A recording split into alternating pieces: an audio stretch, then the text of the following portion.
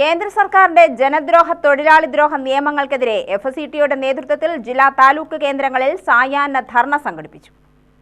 തൊഴിലാളി വിരുദ്ധ ലേബർ കോഡുകൾ പിൻവലിക്കണമെന്നാവശ്യപ്പെട്ടും തൊഴിലുറപ്പ് പദ്ധതി അട്ടിമറിക്കുന്നതിനെതിരെയും ഇൻഷുറൻസ് സ്വകാര്യവൽക്കരണത്തിനെതിരെയും പാലക്കാട് സ്റ്റേഡിയം ബസ് സ്റ്റാൻഡ് പരിസരത്ത് KGOS സംസ്ഥാന സെക്രട്ടറി JNP വിജയൻ ഉദ്ഘാടനം ചെയ്തു.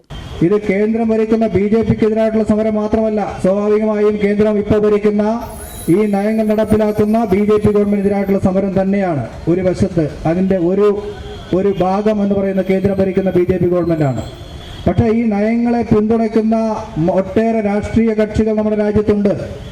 അതിലൊന്നാം സ്ഥാനത്ത് നിൽക്കുന്ന കോൺഗ്രസ് പാർട്ടിയാണ്. ഈ രാജ്യത്ത് 1991 മുതൽ നമ്മുടെ രാജ്യത്ത് ഈ ആഗോളവൽക്കരണ സാമ്പത്തിക നയങ്ങൾ നടപ്പിലാക്കാൻ ആരംഭിച്ച മൻമോഹൻ സിംഗ് ധനകാര്യമന്ത്രിയായിരുന്ന കാലം മുതൽ നമ്മുടെ രാജ്യത്ത് ഈ നയങ്ങൾ നടപ്പിലാക്കാൻ ആരംഭിച്ച കോൺഗ്രസ് പാർട്ടിക്കെതിരായിട്ടുള്ള സമരമാണ്.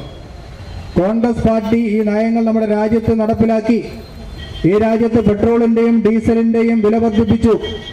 ഈ രാജ്യത്തെ പൊതുസ്ഥാപനങ്ങളുടെ സർക്കാർ ഓഫീസുകളിലെ നിയമനങ്ങൾ ഇല്ലാതാക്കി. എല്ലാ മേഖലയിലും സ്വകാര്യവൽക്കരണം നടപ്പിലാക്കി. പൊതുമേഖലാ സ്ഥാപനങ്ങൾ വിറ്റഴിച്ചു. അങ്ങനെ രാജ്യത്ത് പെൻഷൻ സ്വകാര്യവൽക്കരിക്കാനുള്ള നിയമം രാജ്യസഭയിൽ അവതരിപ്പിച്ചു. അങ്ങനെ എല്ലാ തരത്തിലും ഈ രാജ്യത്തെ തൊഴിലാളികളുടെ അവകാശങ്ങൾ കവർന്നെടുക്കാനും ജനങ്ങളെ കോർപ്പറേറ്റുകളുടെ അടിമകളാക്കി മാറ്റാനും കോർപ്പറേറ്റുകൾക്ക് ലാഭമുണ്ടാക്കി മാറ്റാൻ നമ്മുടെ രാജ്യത്തെ തൊഴിലാളികളെയും ജനങ്ങളെയും എറിഞ്ഞുകൊടുക്കുകയും ചെയ്തപ്പോഴാണ് കോൺഗ്രസ് അധികാരത്തിൽ നിന്ന് പുറത്തേക്ക് പോയത്. FCTO ജില്ലാ പ്രസിഡന്റ് അജില അധ്യക്ഷത വഹിച്ചു.